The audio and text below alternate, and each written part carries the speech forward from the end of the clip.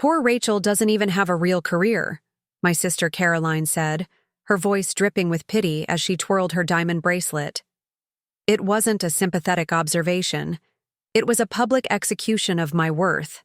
She said it right there at our parents' anniversary dinner, champagne flute in hand, while my investment portfolio silently quadrupled hers in an app she'd never understand.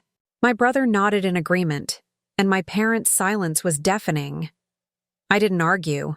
I didn't defend myself. I simply excused myself to the powder room, opened my banking app, and made the call that would change everything. By Monday morning, I owned their mortgage. Before we jump back in, tell us where you're tuning in from, and if this story touches you, make sure you're subscribed, because tomorrow, I've saved something extra special for you. My name is Rachel Chen, and I'm 34 years old. I grew up as the youngest of 3 children in a family that valued appearance over substance, designer labels over financial literacy, and status over security. My siblings, Caroline and Michael, learned these lessons well. I, however, was always different. While they were joining the right clubs and dating the right people, I was working after school, reading financial books, and learning how money actually worked. "Why can't you be more like your sister?" my mother would ask when I chose sensible shoes over trendy ones that cost 3 times as much. Caroline understands the importance of presentation. Caroline understood presentation all right. She understood little else. By 25, she had a closet full of luxury brands and credit card debt to match. Michael wasn't much different. He drove a car he couldn't afford and lived in a house that impressed his friends, but kept him awake at night wondering how to make the payments. Our family home in Oak Ridge Estates was the perfect metaphor for our entire dynamic. A sprawling, Tudor-style house with a meticulously maintained front garden and a foundation slowly crumbling beneath it. My parents had stretched themselves thin buying it 20 years ago, convinced that the right address would secure their children's futures, more effectively than a solid emergency fund. I remember the day I realized how differently we saw the world. I was 16, sitting at the kitchen table calculating compound interest on my summer job earnings, when Caroline breezed in wearing new designer sunglasses. "Those look expensive," I commented, not looking up from my notebook. "They're an investment," she replied, admiring her reflection in the microwave door. "In what?" "They'll be out of style next season." She rolled her eyes. "In me, Rachel. In how people see me. Not that you'd understand." That night at dinner, my father proudly announced that Caroline had been invited to join the country club's junior committee. My mother beamed. Michael high-fived her. No one mentioned that the membership fees were stretching our family budget to the breaking point. "Rachel," my mother said, turning to me with hopeful eyes, "perhaps Caroline could introduce you to some of her friends there? You might pick up some social graces." I didn't tell them I'd already been offered a scholarship for a summer finance program instead. I knew what they valued, and it wasn't that. After college, while Caroline and Michael pursued careers that looked impressive on paper but paid modestly, compared to their lifestyles, I took a job at a small tech startup that no one in my family understood. The hours were long, the pay was initially modest, and there was no impressive title to drop at family gatherings. "Still at that little computer company?" my father would ask every Christmas, never remembering the name. "When are you going? To get a real job like your brother?" My mother would chime in, gesturing to Michael, who worked at a prestigious law firm but could barely make his student loan payments. What they didn't know, what I never told them, was that I had negotiated for equity instead of a higher salary. When the company went public 3 years later, I became a millionaire on paper. 6 months after that, when the lockup period ended, I became a millionaire in reality. I didn't buy a new car. I didn't move to a fancy apartment. I lived exactly as I always had, investing the windfall carefully, watching it grow, and waiting. Not for anything specific, just waiting for the right opportunity. I had learned patience along with financial literacy. The poor Rachel comments started around then. It began subtly, with Caroline asking if I needed help shopping for better clothes for family events. Then Michael offering to connect me with some real opportunities because surely I was struggling in this economy. At first, I corrected them. "I'm actually doing fine," I'd say. "The company's doing really well." "Oh, honey," my mother would respond, patting my hand. "It's okay. Not everyone can be successful in the traditional sense. You're resourceful." After a while, I stopped correcting them. I realized that no matter what I said, they had created a narrative about me that served them. If I was the struggling sibling, then their financial choices, the leased luxury cars, the mortgage to the Hilt homes, the credit card debt hidden behind Prada bags, were justified. They needed me to be poor so they could feel rich. So I played along. I wore simple clothes to family gatherings. I drove my reliable 5-year-old Honda to their homes. I listened as they dispensed financial advice while ignoring the irony that they called me every few months for small loans that were never repaid. "Rachel's just not ambitious," Caroline would tell our cousins at family reunions. "She doesn't really understand how the world works," Michael would add. My parents would nod sympathetically, as if having a financially illiterate child was their cross to bear. Preparing and narrating this story took us a lot of time, so if you are enjoying it, subscribe to our channel. It means a lot to us. Now back to the story. Meanwhile, my portfolio continued to grow. I made careful, strategic investments. I lived well below my means. I learned everything I could about real estate, market cycles, and distressed assets. I built relationships with banks and lending institutions. All quietly, all without fanfare. The family narrative about poor Rachel calcified into fact. I became a character in their story, the well-meaning but financially naive little sister who just couldn't quite figure out adult life. They spoke about me in the third person even when I was present. "Rachel doesn't understand the value of property in the right neighborhoods," my father said at his 65th birthday party, after I suggested they consider downsizing as they approached retirement. "Rachel thinks everyone should live like a college student," Caroline added, glancing around her newly renovated kitchen that had been financed entirely on credit. "Rachel doesn't get how important connections are," Michael chimed in, conveniently forgetting that I had helped him pay his mortgage just 2 months earlier. I smiled and poured more wine. I had long stopped expecting them to see me clearly, but something inside me was shifting, a quiet resolve forming beneath my practiced smile. The catalyst came at my parents' 30th anniversary dinner. They had insisted on hosting it at an exclusive restaurant none of them could comfortably afford. I arrived early to slip the maitre d' my credit card, knowing my father would make a scene about paying but wouldn't actually be able to cover the bill. We were seated at a round table in a private room, surrounded by flowers that cost more than a month's grocery budget. My mother wore a new dress. My father had a new watch. Caroline's bracelet caught the light every time she moved her hand, which was often and deliberately. Michael brought his new girlfriend, a woman with obvious plastic surgery and a vocal disdain for anything she deemed common. The conversation followed its usual pattern: Caroline's latest luxury vacation, Michael's important new clients, my parents' country club politics.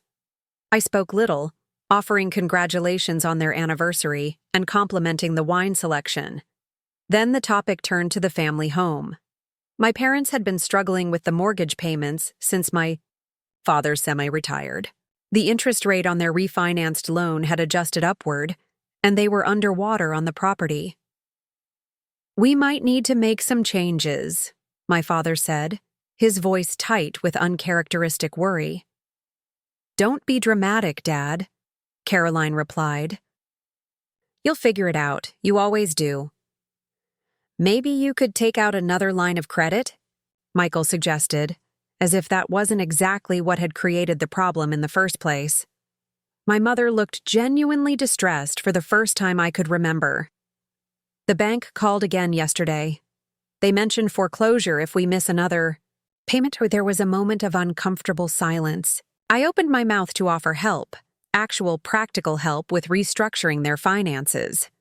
But Caroline spoke first. "Well," she said with a sigh, turning to the table at large, "I suppose we can't expect poor Rachel to chip in.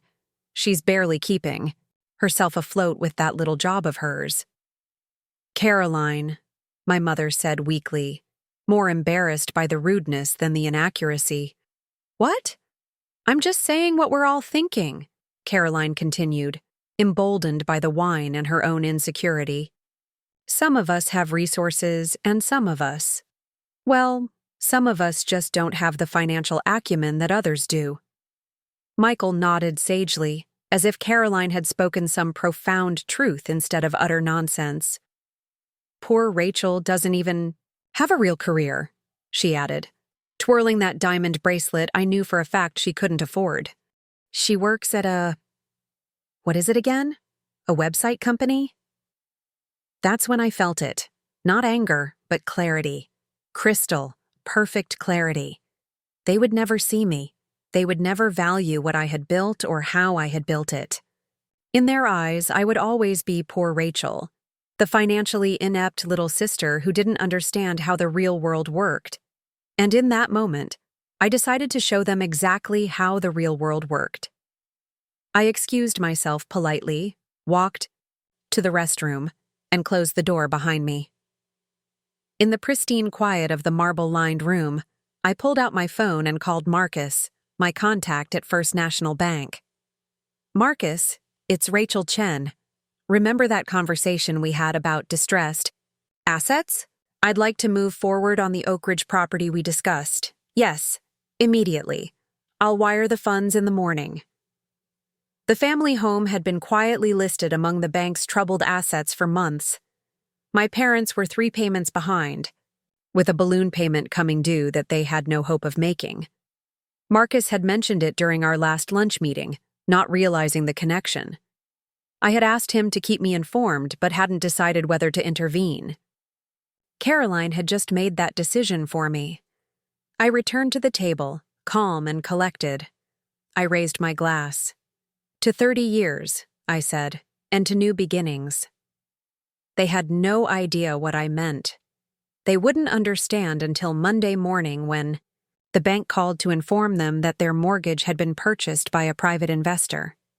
They wouldn't comprehend the full implications until 2 weeks later, when that investor, a corporation I had established years ago for exactly this type of opportunity, began formal eviction proceedings after they missed yet another payment. They wouldn't know it was me until I showed up with the keys and the sheriff's deputy to change the locks. My sister had called me poor Rachel one too many times. Now I would show them what real poverty looked like. The poverty of character, of foresight, of genuine connection. The poverty that comes from valuing appearance over substance for an entire lifetime. I took a sip of my champagne and smiled at my family. I had learned long ago that revenge is a dish best served cold. But financial revenge? That's best served with compound interest. The next 2 weeks passed in a blur of quiet preparation. I didn't announce my plans to anyone. I didn't gloat or hint at what was coming. I simply set the wheels in motion with the same methodical patience that had built my fortune in the first place. My family, meanwhile, continued their lives as if nothing had changed. Caroline posted photos of her new designer shoes on social media. Michael leased another luxury car he couldn't afford. My parents made plans for a vacation they had no business taking. None of them mentioned the looming mortgage payment, as if ignoring it would somehow make it disappear. I knew better. I had seen the paperwork, reviewed the numbers with cold precision. They were 1 missed payment away from the point of no return, and that payment was due in 3 days. On Sunday evening, my mother called. Her voice had the forced brightness she always used when asking for money. "Rachel, darling, how are you?" "I'm fine, Mom. Is everything okay?" A pause, then a practiced sigh. "Well, we're having a small cash flow issue this month. Nothing serious, Just a temporary situation. Your father's investment is taking longer to mature than expected. There was no investment. There never had been. Just more debt disguised as sophistication. I'm sorry to hear that, I said, keeping my voice neutral. We were wondering if you might be able to help out. Just a small loan until next month. $3,000 would cover it. $3,000 wouldn't even cover the interest on what they owed. It would be like throwing a cup of water on a house fire. What's it for?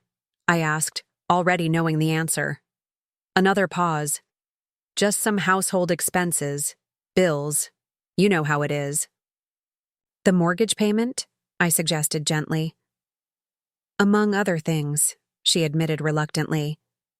But it's only temporary. Your father has several prospects in the works. More fantasies, more delusions. The same story they'd been telling themselves, and me for years. I'm a little tight this month myself, I lied, curious to see her response. Oh. The disappointment was palpable. Well, I understand. We'll figure something out. We always do. No questions about my financial situation, no concern for my well-being, just disappointment that the ATM had declined the transaction. I'll see what I can do, I said finally. I'll call you tomorrow. I didn't call. Instead, I met with my lawyer to finalize the paperwork on the mortgage acquisition. By Monday afternoon, it was done. The deed to my childhood home was effectively in my hands, though held through a limited liability company that couldn't be easily traced back to me. The bank called my parents that evening, as protocol required, to inform them that their mortgage had been sold to a private investor. My father called me immediately after, panic edging his voice. The bank sold our mortgage, he said without preamble, to some investment company, Transcendent Holdings LLC. Have you ever heard of them?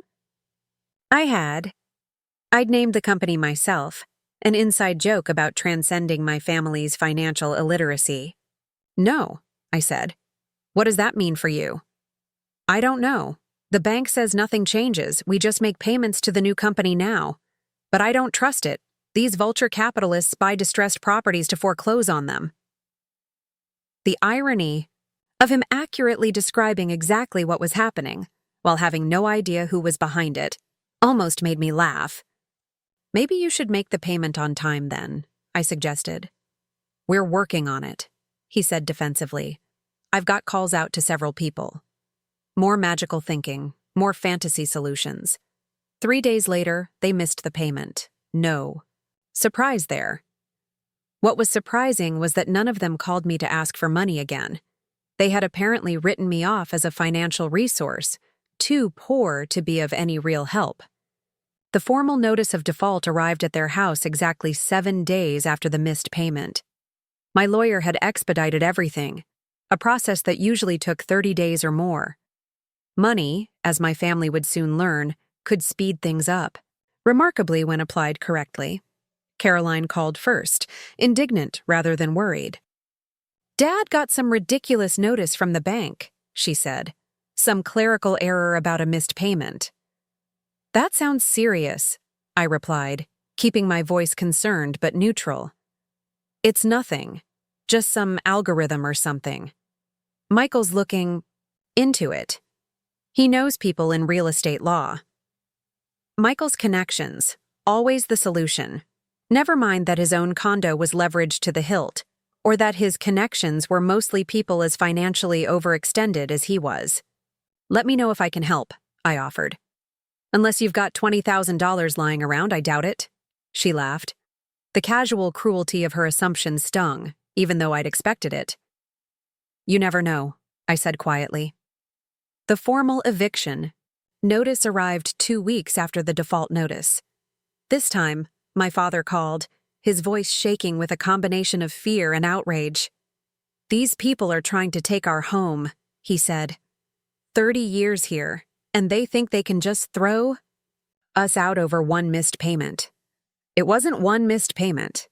It was 3 years of late payments, 2 refinances that had stripped away all equity, and a fundamental refusal to live within their means. But I didn't say that. That's terrible, I said instead. What are you going to do? Fight it, of course. Michael's filing something with the court, an injunction or something. And I've got calls into my connections at the bank. Always fighting, never adapting, never acknowledging the reality of their situation. Maybe you should consider downsizing, I suggested, not for the first time. Find something more manageable. This is our home, he snapped. We're not giving it up because of some corporate sharks. Besides, what would people think? There it was, the real concern. Not financial stability, not peace of mind, appearances, always appearances. I remained silent, letting him fill the void with more plans and promises, more magical solutions that would never materialize. When he finally ran out of steam, I asked the question I knew would cut to the heart of the matter. Have you told Caroline and Michael that they might need to help financially? A long silence. They have their own expenses, he said finally. Their own lives. We can't burden them with this. Translation: they had already refused. They had their designer clothes and luxury cars to think about.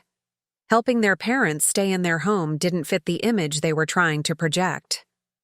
I understand, I said. Keep me posted. The court date for the eviction hearing was set for 3 weeks later. During that time, my family launched a frantic, disorganized campaign to save their home. Michael filed motions that were quickly dismissed. My father called in favors that didn't exist.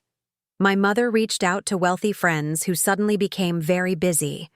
Caroline, meanwhile, continued shopping. I saw the bags in the background of her social media posts, new clothes, new shoes, new distractions from the sinking ship. None of them called me again. Poor Rachel couldn't possibly help with something of this magnitude. Better to pretend I didn't exist than face the embarrassment of asking for substantial help they assumed I couldn't provide. The morning of the court hearing arrived cold and gray. I dressed carefully in a conservative charcoal suit that projected quiet wealth and authority. Nothing flashy, nothing that screamed money. Just the kind of outfit that made people listen when you spoke. I arrived at the courthouse early and waited in the hallway, watching my family file in with Michael's colleague, a junior attorney who looked barely out of law school. They didn't? Notice me sitting quietly on a bench, reviewing papers with my considerably more experienced legal team. The judge called the case. Transcendent Holdings LLC versus Chen Family Trust. The attorney for the plaintiff, technically me though, my name appeared nowhere on the documents, presented the case dispassionately. Missed payments, failed promises, exhausted opportunities for resolution. Michael's young colleague made an impassioned but legally flimsy argument about predatory lending and community ties. The judge looked sympathetic, but unmoved. While I understand the emotional attachment to a family home, he said, the law is clear in these matters. The defendants have had multiple opportunities to cure the default. In the absence of payment or a viable payment plan, I have no choice but to grant the motion for eviction. My mother began to cry quietly. My father put his arm around her, his face a mask of disbelief. Caroline stared straight ahead, jaw tight, as if sheer force of will could change the outcome. Michael frantically whispered to his colleague, who simply shook his head. The judge continued. The defendants will have 72 hours to vacate the premises. If they fail to do so, the sheriff is authorized to enforce the eviction. The gavel fell with a finality that echoed through the courtroom. My family sat frozen, unable to process what had just happened. Their world, built on appearances and denial, had just collided with reality, and reality had won. I remained seated, as they filed out, still not noticing me in their shock and distress. I waited until they were gone before approaching my lawyer. Everything proceeding as planned? I asked quietly. Exactly as expected, he confirmed. The sheriff will accompany you on Friday to change the locks if necessary. I nodded. They'll be gone by then. How can you be sure? Because they've spent their entire lives running from financial reality. They won't stop now. Sure enough, by Thursday evening, the house was empty. My father had called each of his children, asking if they could stay temporarily while they sorted things out. Caroline had a full house with renovations underway. Michael's place was too small for guests. Neither of them offered financial help. Neither suggested solutions. They simply closed their doors, protecting their own carefully constructed facades. My parents ended up at a mid-range hotel, using the last of their credit to secure a week's stay while they regrouped. They still hadn't called me. I was still poor Rachel, too financially insignificant to be part of the solution. Friday. Morning. I drove to the family home with the sheriff and my lawyer. The deputy confirmed the house was vacant before allowing me to change the locks. I thanked him and waited until both he and my lawyer had left before truly entering the house. I had grown up in. It was strange to walk through those familiar rooms as the owner rather than a guest. The house felt different somehow, smaller, shabbier, weighed down by decades of financial illusions. My parents had taken most of the valuable items, artwork, jewelry, antiques, but had left behind the heavy furniture and household goods. I walked slowly through each room, touching door frames, looking out windows, remembering. This was where Caroline had mocked my second-hand prom dress. This was where Michael had laughed when I talked about investing my babysitting money. This was where my parents had consistently celebrated appearance over substance, style over security, image over reality. In my old bedroom, the smallest in the house, I found a box they had forgotten. Inside were report cards, academic awards, the certificate from my first coding competition. Achievements they had largely ignored because they weren't the kind that impressed the neighbors. I closed the box and took it with me, the only item I wanted from this monument to financial self-deception. That evening, I called a real estate agent I trusted and arranged for the house to be cleaned, staged, and put on the market. The proceeds, after covering the mortgage and associated costs, would be substantial. I had plans for that money, but not the kind my family would ever imagine. I was just finishing my call when my phone lit up with my father's number. The moment of truth had arrived sooner than I expected. "Hello, Dad." Rachel. His voice was rough, defeated. "I'm sorry to bother you. I know you're probably busy." "It's fine. What's going on?" A long pause. "We've had some trouble with the house." "I heard," I said softly. "I'm sorry." "We've been evicted." The words seemed to physically pain him. "Some investment company bought our mortgage and forced us out. Just like that. 30 years. Gone." I remained silent, letting him fill the space. "We're at the Residence Inn on Maple Street, just temporarily until we figure things out." His voice cracked slightly. "Caroline and Michael they're in difficult positions right now. They can't help." Translation, they wouldn't help. They were too busy maintaining their own facades to support the very people who had taught them to value image over substance. "I hate to ask this," he continued, "but we need a loan, just to get back on our feet. Find an apartment, pay the security deposit. We'll pay you back, of course." It was the first time in my adult life he had directly asked me for money. Always. Before it had been my mother, as if financial discussions were somehow beneath him. "How much do you need?" I asked, already knowing the answer would be inadequate. "5,000 should cover it," he said, the false confidence creeping back into his voice. "Just until my next investment matures." There was no investment.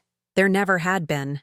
Just more magical thinking, more financial fantasy.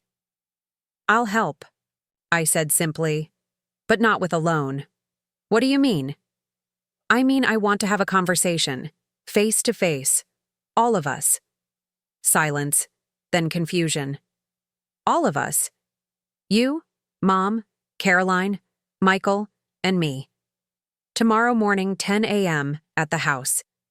We can't go to the house, he said, irritation edging his voice. I told you we've been evicted. They changed the locks. I have keys, I said quietly. A longer silence as the implications of that statement began to sink in. What are you saying, Rachel? I'm saying be at the house tomorrow at 10 a.m. if you want my help, all of you. I'll explain everything then. I ended the call before he could ask more questions. Then I sent identical text messages to Caroline and Michael. Family meeting tomorrow, 10 a.m. at the house. I have keys. Be there if you want to understand what's happening. Caroline responded immediately. What are you talking about? We can't go to the house. Michael's came a minute later. Is this some kind of joke? How do you have keys? I replied to both with the same message. No joke. 10 a.m. Be there or don't. Your choice. Then I turned off my phone and poured myself a glass of wine. Tomorrow would be challenging, possibly painful, but necessary. The family narrative was about to be completely rewritten, and poor Rachel was holding the pen. I slept surprisingly well that night, waking refreshed and clear-headed. I dressed, carefully in jeans and a simple sweater, comfortable clothes that projected calm confidence without obvious displays of wealth. No logos, no designer labels, just quality basics that would have been dismissed as plain by my status-obsessed family. I arrived at the house 30 minutes early to prepare.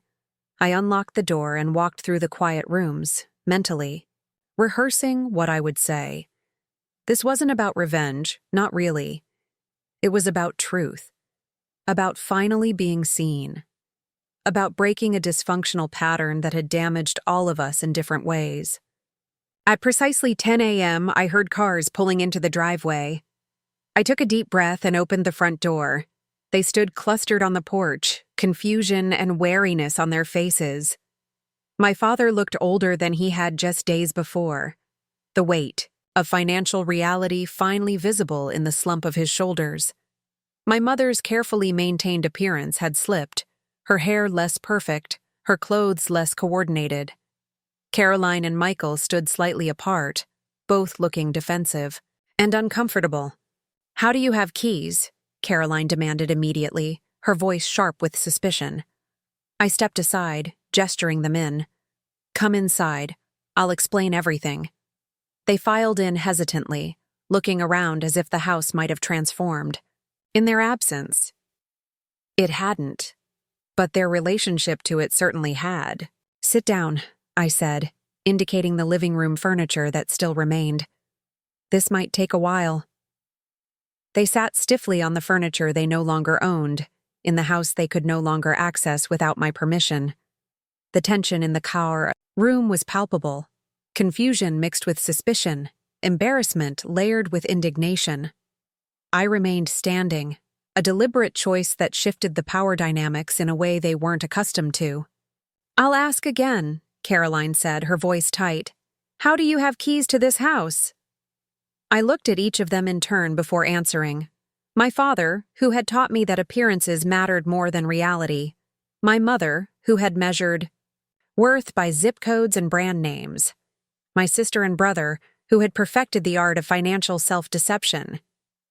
I have keys, I said calmly, because I own this house now. The silence that followed was absolute. Then, all at once. What? Are you talking about? From my father. That's impossible, from Caroline. Is this some kind of joke? From Michael.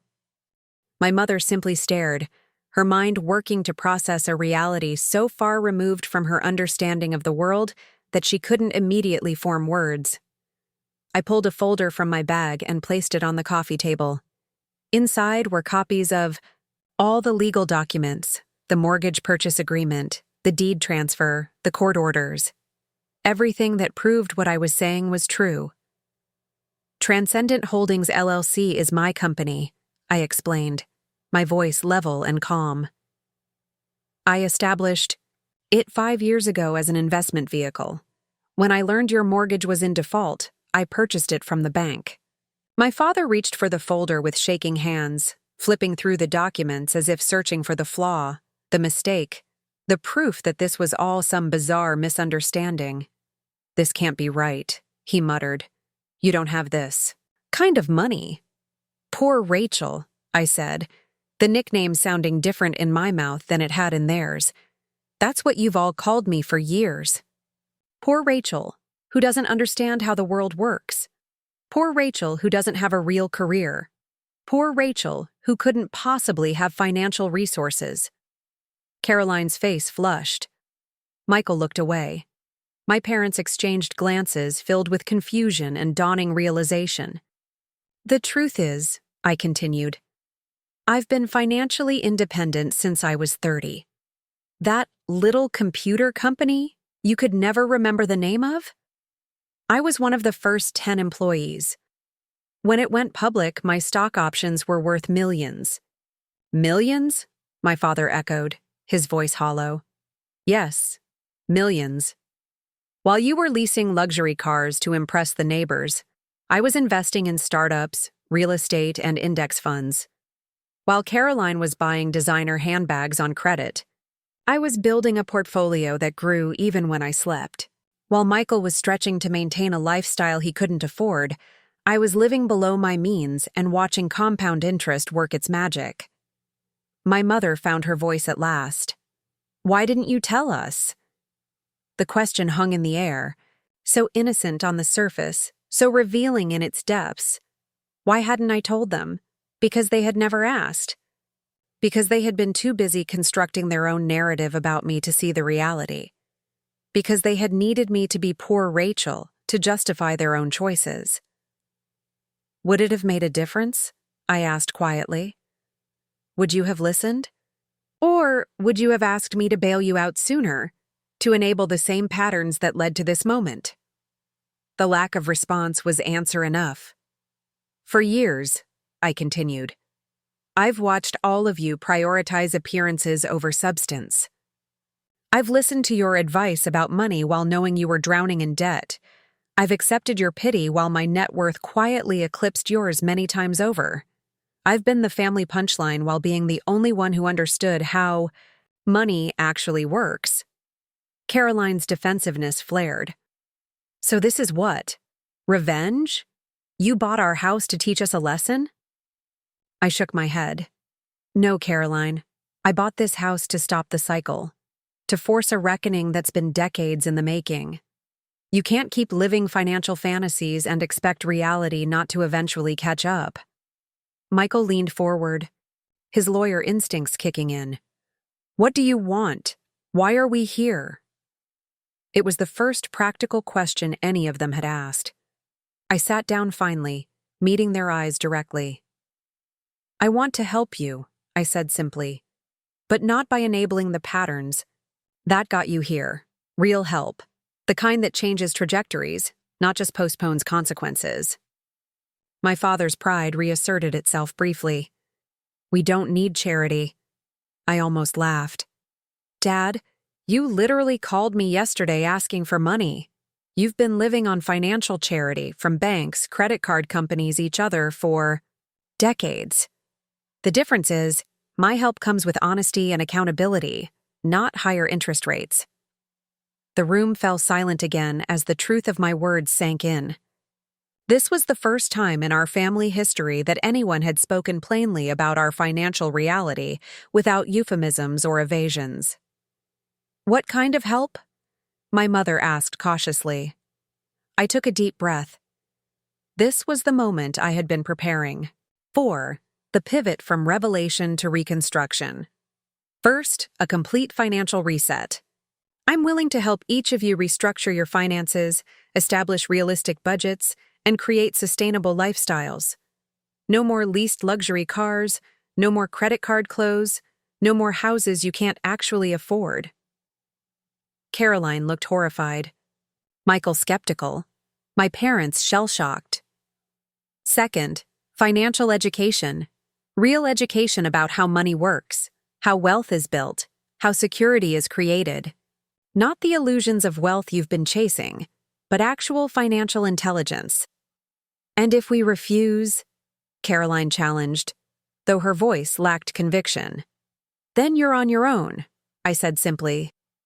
I won't stop you from making the same mistakes again, but I won't fund them either. No more loans that we all know won't be repaid. No more bailouts without behavioral change. My father's expression hardened. So you're holding us hostage. Do what Rachel says or be homeless. I met his gaze steadily. No, Dad. I'm offering you a choice between facing reality with support or facing it alone. Reality itself isn't negotiable anymore. The banks, the credit card companies, the mortgage lenders, they've all reached the same conclusion I have. The financial fiction you've been living can't continue. The truth of this statement hung in the air.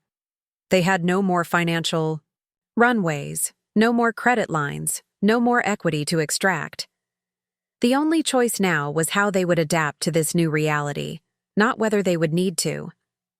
My mother, always the most practical in crisis, asked the question I had been waiting for. What about the house? I'm selling it, I said gently.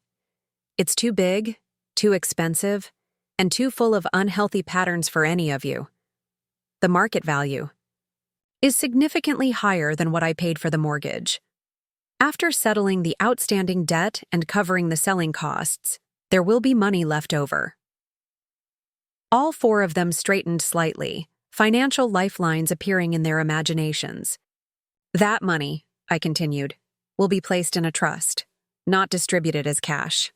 It will be used strategically, for first and last month's rent on appropriate housing, for education, for debt settlement, for investments in your actual financial future, rather than the appearance of wealth.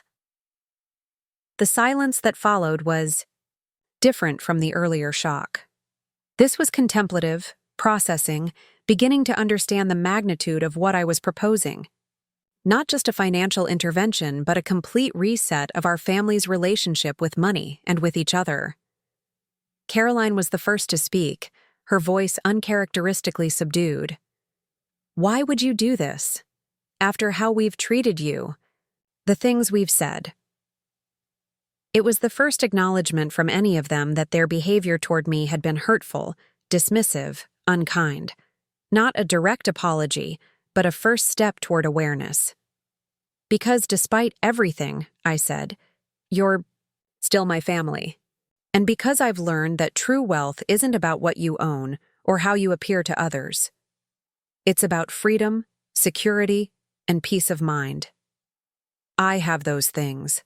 I want you to have them too.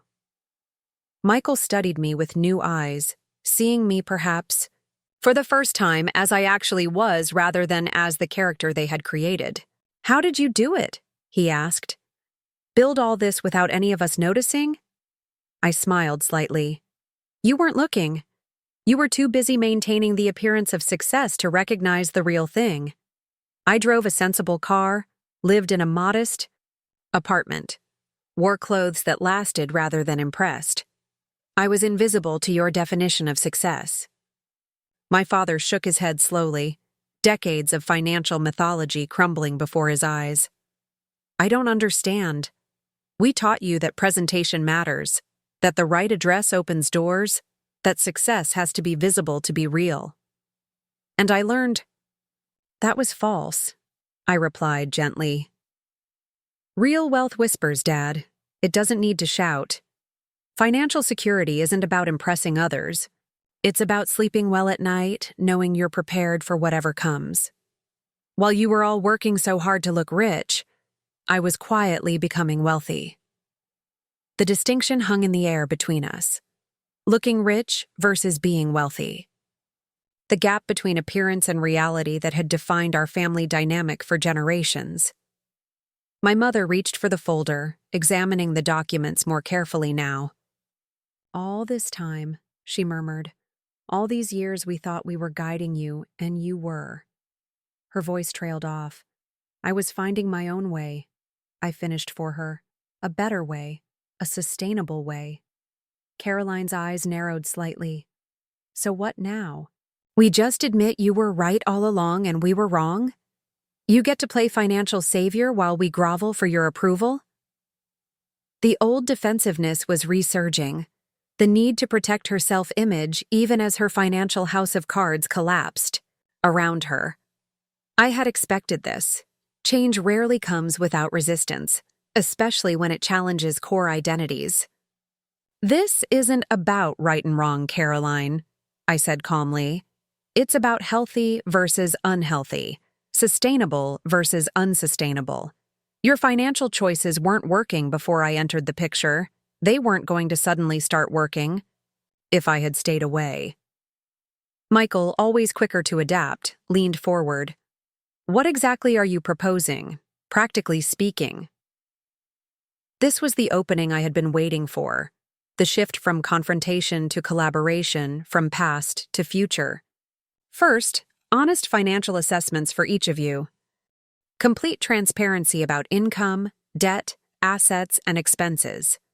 No more financial secrets, no more pretending, no more magical thinking about money that will somehow appear in the future. My father winced, but didn't interrupt. Second, realistic housing based on actual budgets, not aspirational ones. Apartments that you can afford on your actual incomes, not what you wish you were making. Caroline looked as if I'd suggested they all live in cardboard boxes. Third, financial education. Real education about how money works, how wealth is built gradually through consistent habits, not overnight through big breaks or opportunities that never seem to materialize. My mother nodded slowly, the practical part of her recognizing the sense in what I was saying, even if it contradicted everything they had lived by. And fourth, accountability.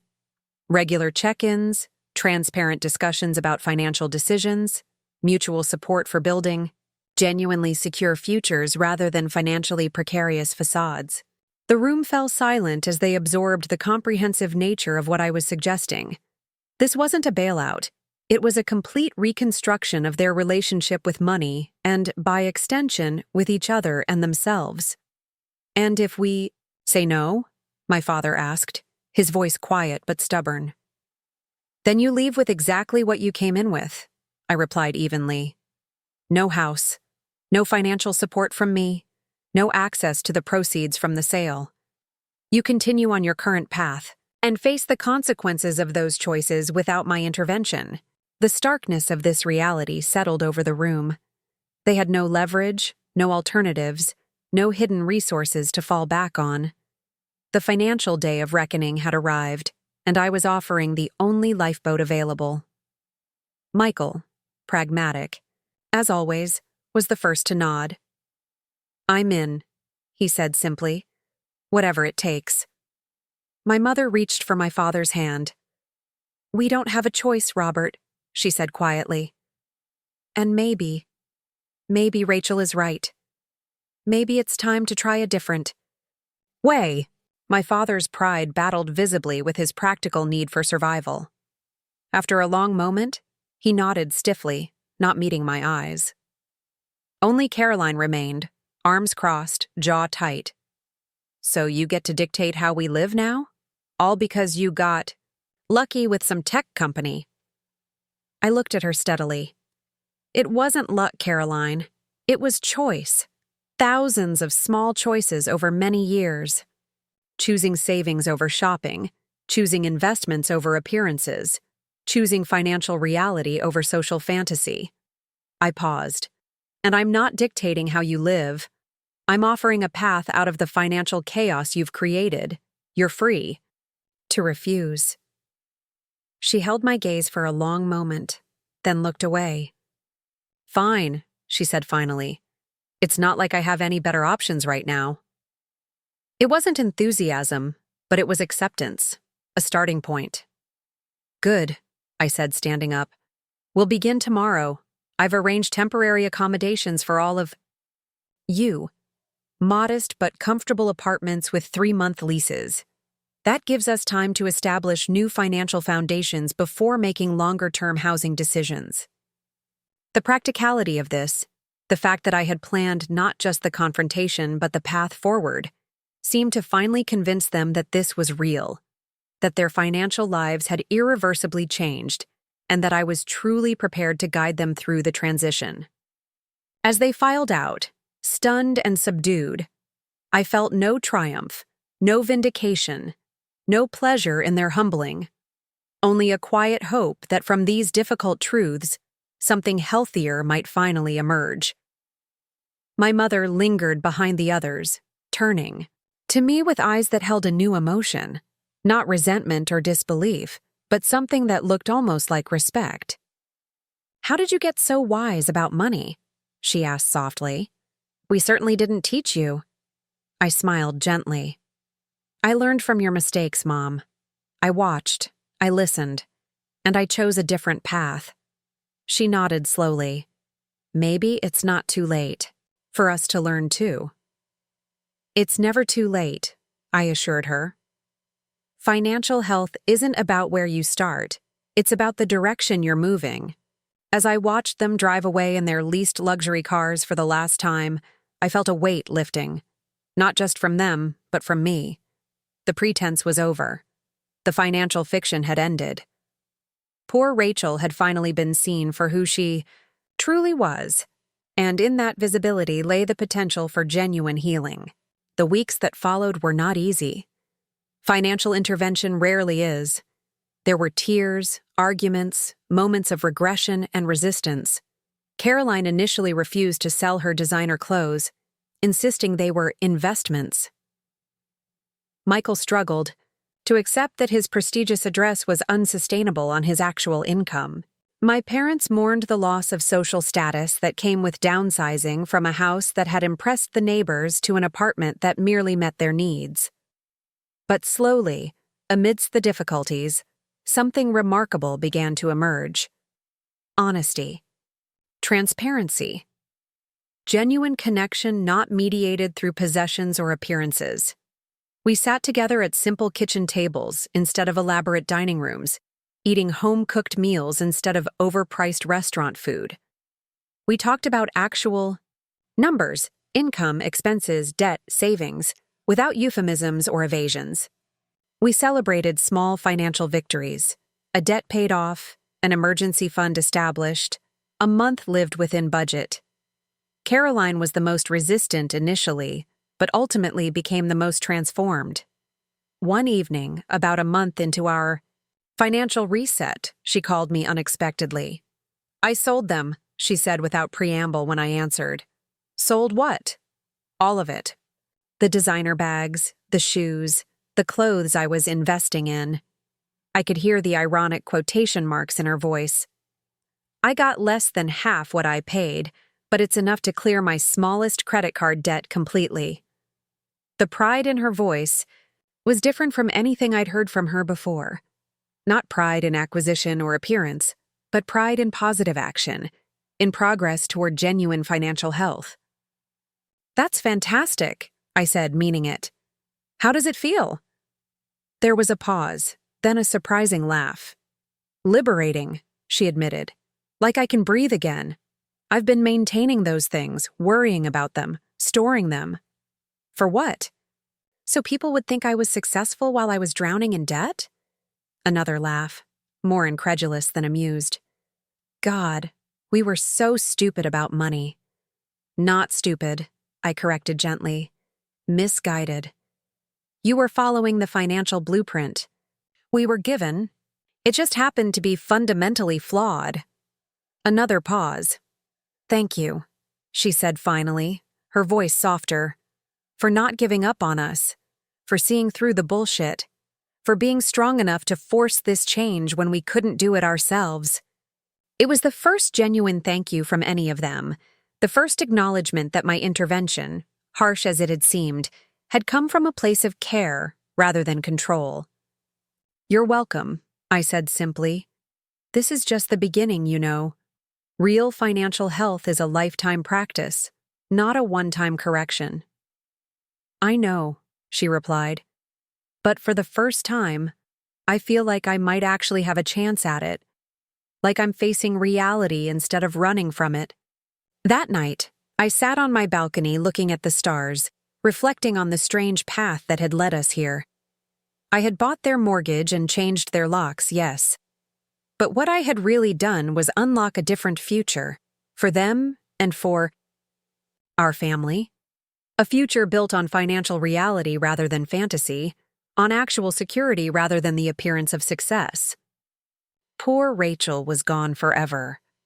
In her place stood someone else entirely, not a financial savior or punisher, but simply a woman who had learned early what her family was learning late: that true wealth lies not in what you own or how you appear, but in the freedom that comes from aligning your financial choices with your actual values and resources. It wasn't a fairy tale ending. There would be setbacks, resistance, difficult moments ahead, but we had taken the critical first step. We had replaced financial fiction with financial truth, and in that truth lay the possibility of genuine transformation. Not just of bank accounts, but of relationships, identities, and futures. My phone buzzed with a text from Michael. Budget spreadsheet completed. Underspending targets for the first time. Ever? Weird how good this feels. I smiled and texted back. Not weird at all. That's what real financial health feels like. Welcome to the other side. 6 months after that fateful day at the family home, I stood in the doorway of a modest community center classroom, watching something I never thought I'd see. My sister Caroline, dressed in a simple but elegant blouse rather than designer labels, teaching a workshop on financial reality, breaking free from money illusions. Her audience, a dozen women of various ages, listened intently as she spoke with a passion and authenticity I'd never witnessed in her before. I used to think wealth meant owning expensive things, she was saying. I had the bags, the shoes, the address. And I was drowning in debt, waking up at night panicking about bills, hiding credit card statements from myself because I couldn't bear to look at them. She paused, making eye contact with several women who nodded in recognition. That wasn't wealth, that was financial theater, playing a role I couldn't afford in a production that was bankrupting me. A woman in the back raised her hand. But how do you deal with the social pressure? Everyone expects you to look successful. Caroline smiled, not the practiced, perfect smile she'd once worn like armor, but something more genuine. I ask myself a simple question now. Would I rather look wealthy to strangers or actually be financially secure? Would I rather impress people at parties or sleep peacefully at night knowing my future is protected? I slipped into a seat at the back, not wanting to interrupt. Caroline hadn't known I was coming. This wasn't about me checking up on her. It was about witnessing her transformation on her own terms. The workshop continued for another hour, with Caroline sharing practical budgeting techniques, explaining credit scores, demonstrating the power of compound interest. All things she would have dismissed as boring money stuff just months ago. Now she discussed them with the fervor of the converted, someone who had discovered a truth too valuable not to share. When the session ended, women clustered around her, asking questions, sharing their own stories. I waited until the crowd thinned before approaching. That was impressive, I said simply. Caroline looked up, surprised, then broke into a genuine smile. Rachel, I didn't know you were coming. She gathered her materials, waving goodbye to the last participants. What did you think? Too basic? I'm still learning how to teach this stuff. It was perfect, I assured her. You spoke their language because you've lived their reality. That's something financial experts often miss, the emotional side of money, not just the mathematical side. She nodded thoughtfully. It's mostly about emotions, isn't it? Fear, shame, the need for validation through spending. I never realized how much of my financial behavior was driven by feelings rather than logic. We walked together toward the parking lot, the autumn sun warming, our faces despite the crisp air. How many of these workshops have you done now? I asked. This is the 5th, she said with a hint of pride. The community center asked me to make it a regular monthly series. Apparently, there's quite a demand for financial reality checks. delivered by a reformed shopaholic. She laughed lightly. Not exactly the career I imagined for myself, but it feels more meaningful than anything I've done before. That's because it is, I replied.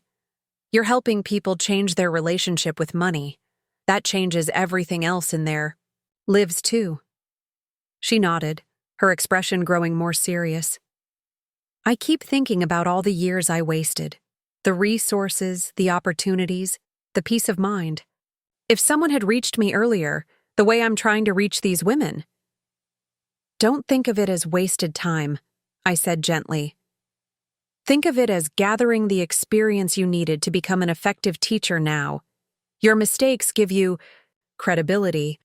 Your transformation gives them hope. We reached her car, no longer the luxury lease she couldn't afford, but a reliable used model she had purchased outright with her portion of the house sale proceeds after settling her most pressing debts. Have you talked to Michael lately? She asked, changing the subject. I nodded. He's doing well. The downsizing was harder for him than for you, I think. His identity was more wrapped up in his address and job title. And now? He's finding his footing. Working fewer hours, spending more time with friends who don't care what car he drives. He told me last week that he's sleeping through the night for the first time in years. Caroline smiled slightly. It's strange how getting what you think you want can make you miserable, while losing it can set you free. She leaned against her car. Are you heading to Mom and Dad's dinner tonight? I am. Need a ride? She shook her head. I'll meet you there. I have a few errands to run first. As I watched her drive away, I marveled at the change 6 months had wrought. The sister who had once defined herself through acquisitions was now finding purpose in their absence. The woman who had called me poor Rachel was now teaching others the financial principles I had lived by all along. It wasn't a complete transformation. Caroline still struggled with occasional shopping impulses, still sometimes measured herself against external standards of success. But the trajectory had fundamentally changed. My parents' new apartment was on the 3rd floor of a well-maintained building in a modest neighborhood. Nothing fancy, but clean, comfortable, and most importantly, affordable on their actual income. I climbed the stairs, the elevator was out of service again, and knocked on their door. My mother answered, wearing an apron dusted with flour. Rachel, you're early. Come in, come in. The apartment was warm, filled with the aroma of something delicious baking. It was smaller than their previous home by 2/3, with furniture that was a mix of pieces they'd kept from the house and thrift store finds they'd gradually added. Yet somehow it felt more like a home than the grand impersonal showplace they had maintained for decades. Can I help with anything? I offered, following her to the kitchen. You can chop the salad if you'd like. Everything else is under control. She returned to kneading dough on the counter, something I'd rarely seen her do in our old house, where appearances had demanded catered meals rather than home-cooked ones, regardless of the strain on the budget. I washed my hands and began slicing vegetables. It smells amazing in here. Your father found a recipe for rosemary bread. He's become quite the home baker. She smiled fondly. Says it's more satisfying than golf, and certainly more economical. The mention of my father and economics in the same sentence without stress or evasion still felt novel. For decades, money had been simultaneously everything and nothing in our family, the driving force behind decisions and the subject too uncomfortable to discuss honestly. How is he doing? I asked. Really? My mother's hand stilled for a moment. Better than I expected, she admitted. The first month was hardest. All those years of status and positioning suddenly gone. He felt like a failure. She resumed kneading, but then something shifted. He started tracking your father-daughter financial lessons you've been giving him, started seeing results, started sleeping better. She lowered her voice, though we were alone in the apartment. Last week, he ran into Richard Kensington. You remember from the country club? Richard made some comment about downsizing, with that particular tone people use when they're pretending sympathy but really feeling superior. And do you know what your father said? I shook my head. He said, "Best decision we ever made. I've got half the expenses and twice the peace of mind. You should try it sometime." She laughed softly. Richard didn't know what to make of that. Neither did I, honestly. But your father meant it. The front door opened, and my father entered carrying a paper bag from the local market. "Rachel, good to see you." He set down the bag and gave me a brief, slightly awkward hug, still not entirely comfortable with displays of affection, but trying. "Hi, Dad. Mom says you've become a bread baking expert." He smiled, a genuine expression that reached his eyes, something I saw more frequently these days. "Hardly an expert, but I'm learning. Found a great sourdough technique on YouTube. If you can believe it. Me taking cooking advice from strangers on the internet." He shook his head in mild self-deprecation. Times change. Indeed they had. My father, once obsessed with appearances and position, was now finding satisfaction in simple pleasures that cost little but yielded genuine enjoyment. The man who had leveraged himself to the financial breaking point maintaining a lifestyle he couldn't afford was now living within his means and discovering unexpected contentment in the process. Michael arrived next, bringing a bottle of reasonably priced wine rather than the ostentatious labels he once would have felt obligated to present. Caroline came last, still energized from her workshop, bearing a homemade dessert rather than an expensive bakery offering. We gathered around the modest dining table, a far cry from the formal dining room of their previous house, but somehow more conducive to actual connection. No one was performing here, no one was maintaining a facade. We were simply present, authentic, engaged with each other rather than with the impression we were creating. "Before we eat," my father said unexpectedly, "I'd like to say something." He cleared his throat, clearly stepping outside his comfort zone. 6 months ago, I thought we had reached the end. When we lost the house, when Rachel revealed what had happened, I felt like a complete failure. Like everything I'd worked for, everything I'd believed in, had collapsed. The table was silent, all of us giving him space for words that clearly didn't come easily. "I was wrong," he continued. "Not just about the finances, though God knows I was wrong about those. I was wrong about what mattered, about what success looks like, about what makes a life worthwhile." He looked at each of us, ending with me. Rachel saw it before any of us. She tried to tell us, in her way, but we weren't ready to listen. We needed to lose everything to understand what we actually had. My mother reached for his hand, her eyes bright with unshed tears. Caroline and Michael exchanged glances, recognition, passing between them. "Anyway," my father said, his voice gruff with emotion, "I'm not good at this sort of thing, but I wanted to say thank you. To all of you for sticking together through this. And especially to you, Rachel, for having the courage to force a change that none of us could make ourselves." It wasn't a Hollywood moment of complete transformation. My father was still my father, reserved, somewhat formal, product of a generation that kept emotions carefully contained. But in those simple words lay a recognition that would have been unthinkable a year ago, an acknowledgement that the financial values I had embodied, so different from the ones he had taught, had ultimately proven wiser and more sustainable. "To new beginnings," Michael proposed, raising his glass. "And to financial reality," Caroline added with a small smile. "In my direction." "To family," I said simply. "The real thing, not the performance." We clinked glasses, and as we began passing dishes around the table, I felt a sense of peace that transcended the financial resolution we had achieved. This wasn't just about money, though money had been the catalyst. This was about authenticity, about replacing appearances with substance. about discovering that genuine connection flourishes best in an environment of honesty rather than pretense. Dinner conversation flowed more naturally than I could ever remember in our family gatherings. We talked about Michael's decision to switch to a smaller law firm with better work-life balance, even though it meant a slight reduction in salary. We discussed Caroline's growing financial literacy workshops and her plans to develop them into a more comprehensive program.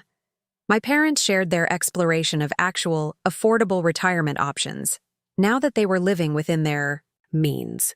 No one was performing. No one was competing.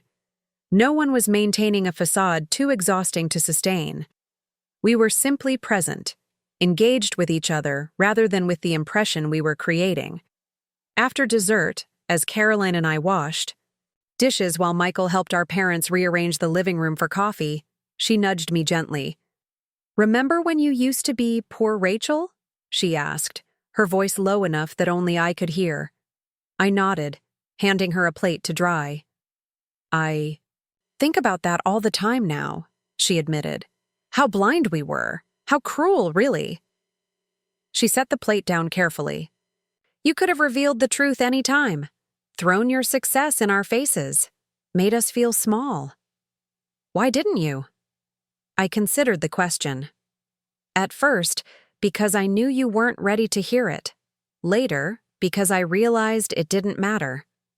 What you thought of my finances. I knew the truth. That was enough. She was quiet for a moment. That's what actual wealth is, isn't it? Not needing others to validate your worth.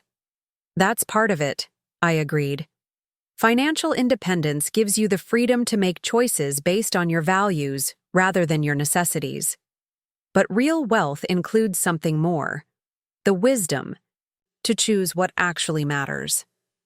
Like peace of mind over status symbols, like security over the appearance of prosperity, like genuine connection over social positioning.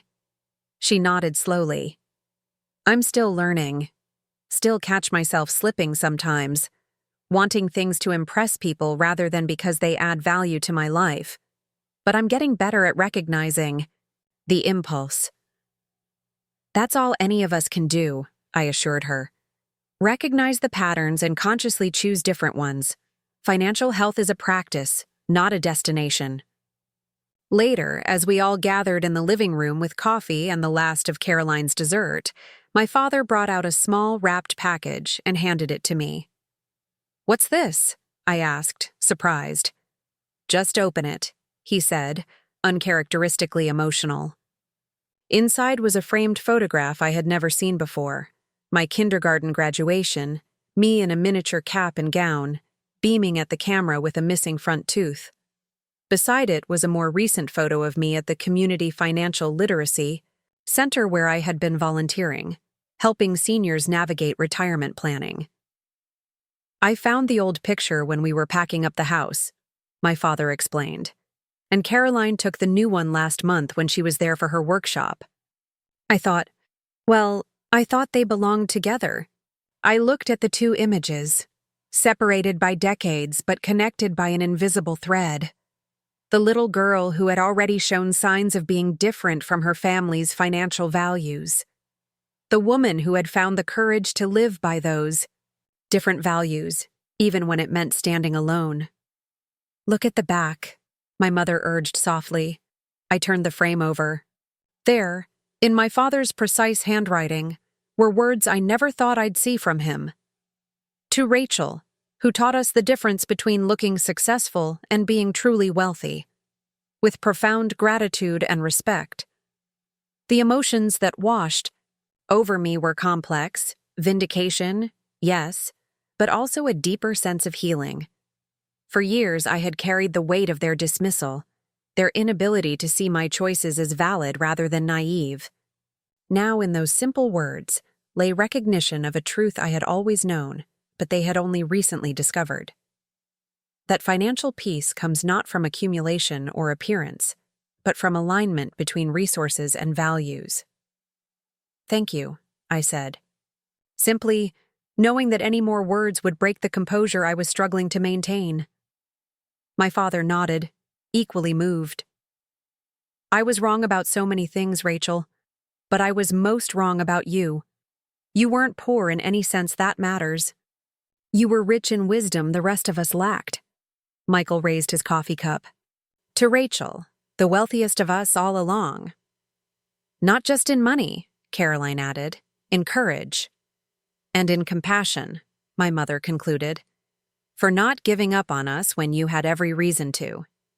As we sat together in that modest apartment, surrounded not by expensive possessions but by genuine connection, I felt a circle completing. The family that had once defined me as poor Rachel now saw me clearly, not just my financial reality, but the values that had guided my choices. All along, this wasn't a fairy tale ending. We still had disagreements. My father still occasionally slipped into old patterns of financial thinking. Caroline still struggled with the social aspects of her simpler lifestyle. Michael still sometimes measured himself against the external trappings of success his colleagues displayed. But the foundation had shifted. Truth had replaced pretense. Substance had replaced appearance. And in that shift lay the possibility of something our family had never truly had before.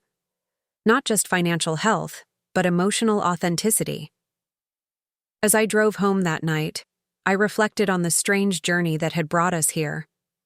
I had bought their mortgage and changed their locks, yes. An action that had seemed harsh, even vindictive from the outside. But what I had really done was unlock a different future for all of us. I pulled into my driveway, the same modest home I had owned for years, comfortable without being showy, valuable without being ostentatious. The kind of place that reflected my actual values rather than social expectations. The front porch light welcomed me home, illuminating the path to a door I had always been able to unlock with my own key, without fear of what lay on the other side. Inside, I set the framed photos on my mantel and stood back to look at them. The little girl with the missing tooth. The woman teaching others about financial reality. Between those two images lay a lifetime of swimming against the current, of choosing financial truth over financial fantasy, of building wealth quietly while my family chased its appearance loudly. I had never needed their validation.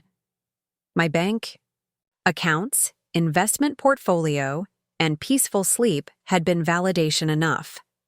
But there was something profoundly healing about finally being seen, not just for the financial security I had built, but for the wisdom that had guided those choices. All along, my phone pinged with a text from Caroline.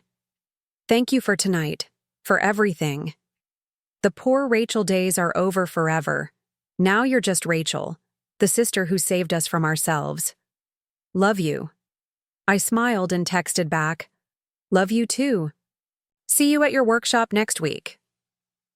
Then I sat in my comfortable living room, in my affordable house, surrounded by the evidence of choices that had once made me the family outlier, but had ultimately made me their financial lifeline. The sensation wasn't triumph or vindication, it was simply peace. The peace that comes from living in alignment with your values, from making financial choices that build security rather than the illusion of prosperity, from being authentic in a world that often rewards pretense. Poor Rachel was gone forever. In her place stood a woman who had always understood a truth her family was only now discovering. That real wealth isn't what you show others. It's what you build for yourself. Not in possessions or appearances, but in security, peace of mind, and the freedom to live according to your actual values rather than other people's expectations.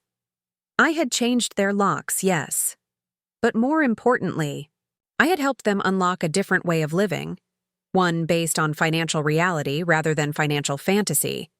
And in doing so, I had unlocked something for myself as well, freedom from the need for their understanding or approval. I had always been wealthy in the ways that truly mattered. Now they could see it too. Some might call it revenge. I called it redemption, not just financial, but personal. The redemption that comes from standing in your truth and watching others finally recognize its value. The redemption of being seen, at last, for exactly who you are. Not poor Rachel. Just Rachel, the wealthiest one all along. 2 years after buying my family's mortgage and changing the locks, I found myself standing on a small stage in the community center auditorium, facing an audience of over 200 people. The room buzzed with anticipation, filled with individuals from all walks of life, young professionals clutching notebooks, middle-aged couples whispering together, seniors with decades of financial regrets etched into their expressions. Financial freedom beyond the facade. Read the banner above my head. My throat tightened momentarily as I surveyed the crowd. Public speaking had never been my strength. I had always preferred working quietly behind the scenes, building wealth through careful decisions rather than broadcasting my knowledge. But some truths are too important to keep to yourself, especially when they can transform lives. "Good evening," I began, my voice steadier than I expected. "My name is Rachel Chen, and 2 years ago, I bought my family's mortgage and changed the locks." A ripple of surprised laughter moved through the audience. It wasn't the typical opening for a financial literacy workshop. I'm not telling you this to shock you, though it certainly shocked my family. More laughter, warmer this time. I'm telling you because that moment, that seemingly harsh action, was actually the beginning of healing for all of us. It was the day financial fantasy collided with financial reality and reality finally won. In the front row, I could see my family, my parents sitting tall and attentive, my sister Caroline nodding encouragingly, my brother Michael giving me a subtle thumbs up.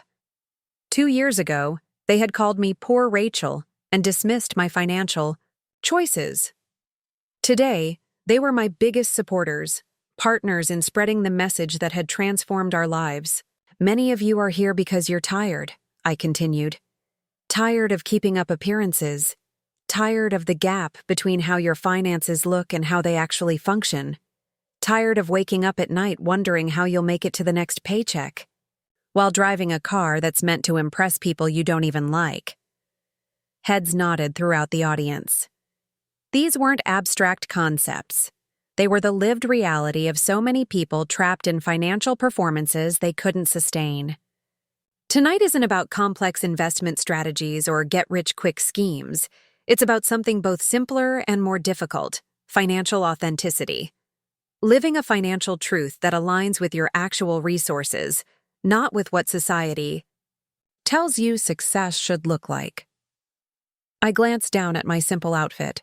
Quality clothes that would last for years, not designer labels that would be outdated in months. The woman who had once been pitied by her status-obsessed family had become a beacon for those seeking financial sanity in a world that encouraged financial performance. "Let me tell you a story about 2 sisters," I began, moving away from the podium to connect more directly with the audience.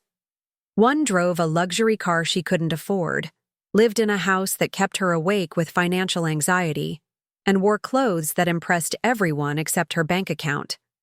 The other drove a reliable, used car she owned outright, lived in a modest home well within her means, and invested the difference every month without fail. I paused, letting the contrast sink in. From the outside, the first sister looked wealthy. The second looked ordinary. But beneath the surface, their realities were reversed. The first was drowning in debt, living paycheck to paycheck despite a good income. The second was building a fortune quietly, consistently, with the powerful force of compound interest working silently in her favor. A young woman in the third row was writing furiously in her notebook. An older gentleman nodded, recognition in his eyes. The first sister was my sister Caroline. The second was me. For years, my family called me poor Rachel because I didn't display the trappings of success they valued. What they couldn't see, what I never showed them, was that I had become a millionaire through consistent habits and patient investing while they were leveraging themselves to the financial breaking point. Caroline, sitting in the front, smiled at me. No embarrassment, no resentment, just the clarity of someone who had walked through fire and emerged transformed. I didn't buy their mortgage out of revenge, I continued. I bought it because it was the only way to break a generational cycle of financial illusion, of valuing the appearance of wealth over actual financial security. It was the financial equivalent of an intervention, and like many interventions, it wasn't gentle, but it was necessary. For the next hour, I shared the practical principles that had guided my financial journey. Living below my means, investing consistently regardless of market conditions, distinguishing between assets that appreciate and possessions that depreciate, building multiple income streams, prioritizing financial peace over social validation. But more importantly, I talked about the emotional and psychological aspects of financial health that so many experts overlook. The courage to be financially authentic in a world that rewards financial performance. The strength to define success by your own metrics rather than external validation. The wisdom to recognize that true wealth manifests as freedom and options, not possessions and appearances. The most powerful financial tool you'll ever possess isn't a particular investment strategy or tax loophole, I told them as the presentation drew to a close. It's the ability to look at your financial reality exactly as it is, not as you wish it were, not as you want others to perceive it, but as the mathematical truth of your balance sheet. That clarity, painful as it might initially be, is the foundation of every financially successful life. As I opened the floor for questions, hands shot up across the auditorium, not just clarifying questions about investment vehicles or budget, percentages, but deeper inquiries about navigating social pressure, addressing family financial dynamics, and finding the courage to make difficult transitions. A woman in her 50s stood, her voice slightly trembling. My husband and I are drowning in debt, maintaining a lifestyle we can't afford, but our friends all live this way. How do we step away without losing our entire social circle? I nodded, recognizing the very real social cost of financial authenticity. The painful truth is that some relationships may not survive your financial transformation. Those built primarily on mutual financial performance rather than genuine connection might fall away when you stop playing that game. But what you'll discover is which relationships were authentic all along, and you'll find new connections with people who value you for who you are, not what you own or how you appear. My father raised his hand from the front row, a planned moment we had discussed beforehand, but powerful nonetheless. I spent decades teaching my children that appearance matters more than reality, he said, his voice carrying clearly through the room. That the right address, the right car, the right schools were worth any financial sacrifice. I was wrong, and that philosophy led our family to the brink of financial collapse. How do you unlearn those deeply ingrained beliefs when they've guided your entire life? The audience was silent, hanging on every word of this unexpected testimony. It's a process, I answered honestly, one that begins with forgiveness, not just for others, but for yourself. You made the best decisions you could with the financial understanding you had at the time. Now, with better information, you can make different choices. The past is fixed, but your financial future remains unwritten. My father nodded, a moment of public vulnerability that would have been unthinkable in his previous life of carefully maintained appearances. A young couple in their early 30s asked about resisting lifestyle inflation when their peers were buying bigger homes and newer cars with each promotion. A single mother wanted to know how to teach her children financial reality when advertising, and social media pushed constant consumption. A man nearing retirement age asked how to rebuild after decades of financial mistakes.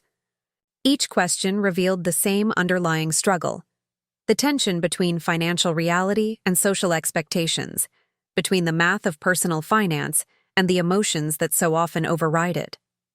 It was a conversation our culture rarely encourages, but desperately needs: honest dialogue about money beyond the technical aspects of investing or the toxic positivity of abundance mindset gurus.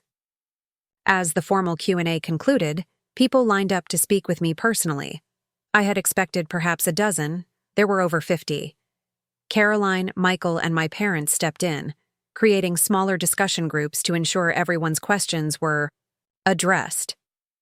Watching my family engage with these strangers, sharing their own financial journeys with honesty and vulnerability, filled me with a sense of pride and wonder. 2 years ago, they had been imprisoned by financial illusions. Today, they were helping others find the freedom that comes with financial authenticity.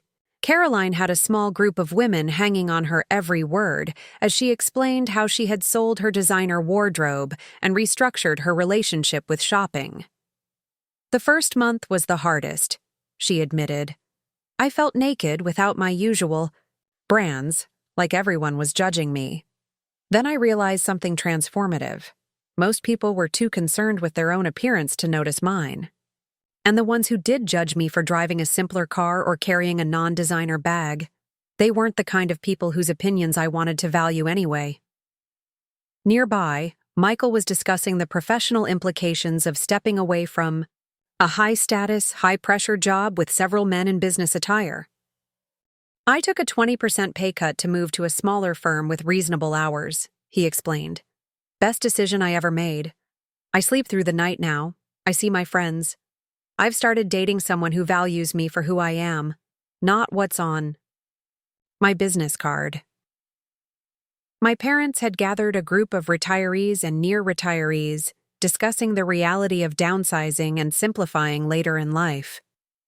We thought our neighbors would pity us when we moved from our big house to an apartment, my mother was saying. Instead, 2 couples from our old neighborhood have followed our example. They saw our newfound peace and wanted it for themselves. As I moved through the room, speaking with individuals in small groups, I was struck by how many people carried similar stories of financial dissonance, the gap between their public financial persona and their private financial reality. Doctors drowning in debt to maintain the lifestyle expected of their profession. Young professionals maxing out credit cards to keep up with peers.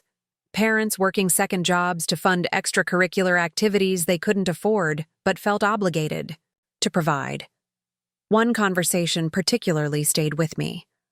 A woman around my age who pulled me aside, her voice low and emotional.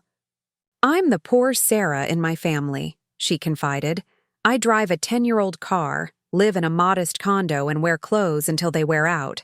My siblings mock my frugality while leveraging themselves to the hilt. After hearing your story, I checked my investment accounts. I'm worth more than all of them combined, but they have no idea. Are you going to tell them? I asked. She considered this. I don't think so. Not yet. They're not ready to hear it, just like your family wasn't. But I'm going to stop letting their perception define me. That's the first step. I nodded. Financial peace is its own reward. External validation is optional. As the evening wound down and the last attendees reluctantly departed, my family gathered near the stage to help pack up materials. There was a lightness between us now, a comfortable authenticity that hadn't existed in our previous life of financial performance and pretense. Full house, my father observed, stacking chairs. People are hungry for this message. They're hungry for financial truth, I agreed. Most financial advice focuses on specific tactics, which funds to buy, how to maximize credit card points, where to find the best mortgage rates. But those are secondary issues. The primary issue is developing a healthy relationship with money itself, and that's what most people struggle with. That's what we struggled with? Caroline corrected gently. For decades. Until Rachel staged the most extreme financial intervention in family history, Michael added with a grin, bumping my shoulder affectionately. We loaded the last of the materials into my car, still the same reliable model I'd driven for years, though I could easily afford something more expensive. The difference was that now my family understood this choice as wisdom rather than limitation, as deliberate alignment with my values rather than financial constraint. Dinner at our place? My mother suggested. I made that vegetable curry you like. Sounds perfect, I agreed. As we drove to their apartment, the same one they had initially moved to after losing the house, now decorated with genuine warmth rather than status-signaling possessions. I reflected on the journey we had taken together, from financial fantasy to financial reality, from poor Rachel to trusted guide, from a family united by appearances to a family united by authenticity. At dinner, seated around the same modest table where we had begun rebuilding our relationships 2 years earlier, the conversation flowed easily between workshop reflections and planning for upcoming events. The financial literacy program we had developed together had grown beyond our expectations, with waiting lists for workshops and requests to expand to neighboring communities. "I got a call from Brighton Ridge Country Club today," my father mentioned, casually as he served salad. "They want us to present a financial reality workshop for their members." The irony wasn't lost on any of us. Brighton Ridge had been the epicenter of our family's former life of financial performance, the place where status was measured by the car you arrived in and the brands you wore on the golf course. "Did you tell them you used to be a member?" Caroline asked. My father shook his head. "That's not relevant to what we're offering. Besides, the person who called already knew. Apparently, several current members attended our workshop last month and suggested bringing the program to the club directly. They said it was transformative." "Will that be uncomfortable?" my mother asked carefully. "Presenting there, after everything?" My father considered this. "I thought it might be, but actually I feel nothing but gratitude. I'm not the same person who needed that membership to feel successful. I don't need their validation anymore." He smiled slightly.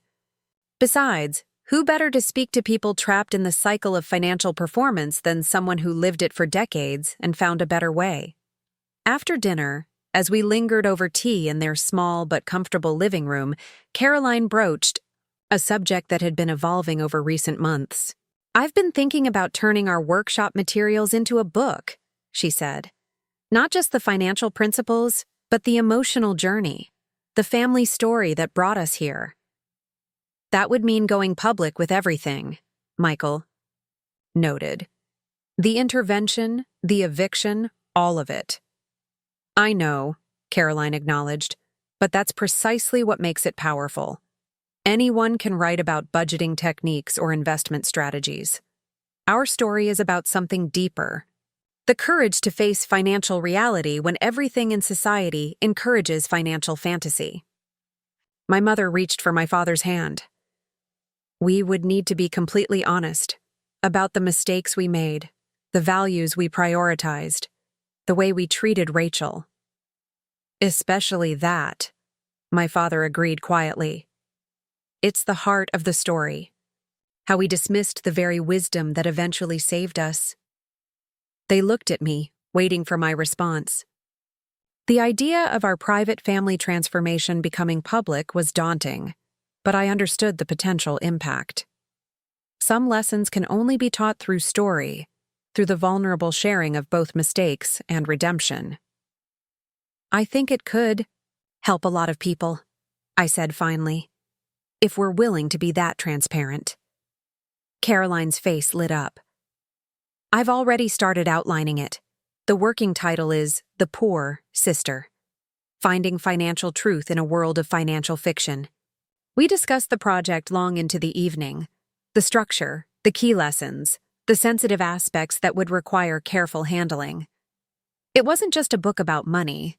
It was a book about transformation, about the courage to live authentically in a world that rewards performance, about redefining success on your own terms rather than society's. As I drove home later that night, I found myself reflecting on the strange path that had led us here. The painful intervention that had seemed so harsh at the time had ultimately been an act of love. Difficult, yes, but necessary to break. Patterns that were destroying not just my family's finances, but their capacity for authentic connection. I pulled into my driveway, the same modest home I had owned for years, comfortable without being showy, valuable without being ostentatious. In the moonlight, it looked exactly like what it was. Not a status symbol, but a sanctuary. A place of peace rather than performance. Inside, I sat at my kitchen table and opened my laptop, navigating to the document Caroline had shared earlier that week, the draft introduction to our family's story. I began to read. They called me poor Rachel for years. My family's gentle joke about the sister who didn't understand how success was supposed to look. While they drove luxury cars they couldn't afford and lived in houses that kept them awake with financial anxiety, I invested quietly, lived simply, and built a fortune none of them could see. Then came the day when their financial fantasy collided with financial reality. The day I bought their mortgage and changed the locks. The day that looked like an ending, but was actually a beginning. The first step toward a kind of wealth more valuable than anything they had ever aspired to.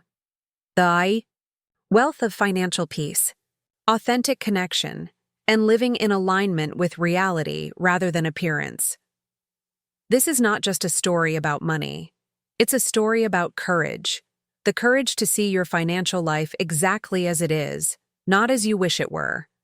The courage to make difficult changes when necessary. The courage to value substance over appearance, even when society rewards the opposite. Most of all, it's a story about transformation, about how a family that once measured success by possessions learned to measure it by peace instead. About how the sister they once pitied became the one who showed them a better way to live. I closed the laptop, emotion tightening my throat. From poor Rachel to published author. From family outcast to family compass. From financial intervention to financial inspiration. The path hadn't been easy. There had been resistance, setbacks, difficult conversations. The journey from financial fantasy to financial reality never is smooth. But sitting in my quiet kitchen, in my affordable home, with the knowledge that my family had not only accepted financial truth but embraced it as their mission, I felt a sense of completion. Not because our work was finished. It was just beginning, really, as our message spread to more communities and individuals hungry for financial authenticity. But because the circle had closed on the old narrative. Poor Rachel had been laid to rest forever, replaced by a different story, one of wisdom recognized, courage rewarded, and truth triumphant. I sent Caroline a quick text. Read the introduction. It's perfect. Let's do this. Her response came almost immediately. From mortgage takeover to manuscript. Only you could turn financial tough love into a movement. But that's why we needed you. That's why others need this story. I smiled, setting my phone aside and making a cup of tea. My sister was right. Our family's financial transformation, from performance to authenticity, from appearance to reality, wasn't just our story anymore. It was becoming a template, a possibility, a path for others trapped in similar cycles of financial fiction. I had bought their mortgage and changed their locks. In doing so, I had unlocked something far more valuable than a house, the door to financial truth, to authentic relationship with both money and each other, to a definition of wealth that transcended possessions and appearances. 2 years later, that unlocking continued to ripple outward, touching lives far beyond our family circle. The woman who had once been dismissed as financially naive was now guiding others toward financial wisdom. The family that had once prioritized looking wealthy was now teaching the principles of becoming actually secure. It wasn't about money, not really. It was about alignment, bringing your financial choices into harmony with your actual resources and authentic values. It was about courage, the courage to face reality even when fantasy seems more comfortable. And it was about transformation, the kind that begins with difficult truth, but ends with genuine freedom. As I sipped my tea and looked around my simple, comfortable home, I felt profound gratitude for the journey we had taken together. From poor Rachel to financial guide, from intervention to inspiration, From a family united by appearances to a family united by authenticity. Some might still call it revenge, buying the mortgage, changing the locks, forcing a reckoning. But I knew better. It had never been about revenge. It had been about rescue. A difficult, painful rescue from financial fantasy into financial reality. The kind of rescue that looks like rejection at first, but reveals itself as the deepest form of love over time. I had changed their locks, yes. But more importantly, I had helped them unlock a different way of living. One based on financial truth rather than financial performance. On actual security rather than the appearance of prosperity. And in that unlocking, we had all found something we never expected. The freedom to be fully, authentically ourselves, unencumbered by the exhausting demands of financial fiction. That was the real wealth. That was the true inheritance. And it was one worth sharing. Up next, you've got 2 more standout stories right on your screen. If this one hit the mark, you won't want to pass these up. Just click and check them out. And don't forget to subscribe and turn on the notification bell so you don't miss any upload from us.